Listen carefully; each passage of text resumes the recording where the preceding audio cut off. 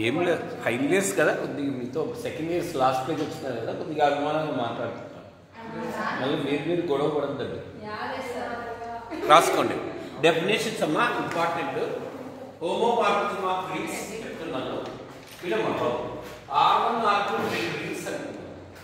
F అనేది R1 నుంచి R2 homomorphism కావాలంటే రెండు కండిషన్స్ ఫాలో కావాలి.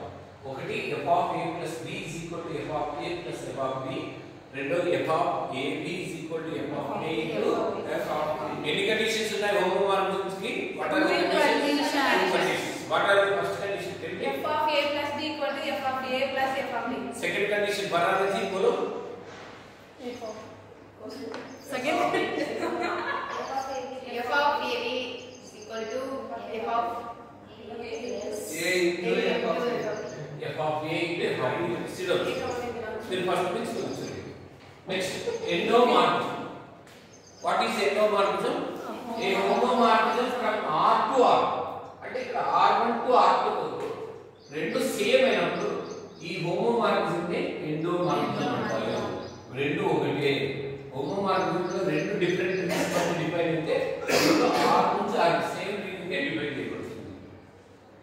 నెక్స్ట్ ఏంటి? మోనోమార్ఫిజం. What is మోనోమార్ఫిజం?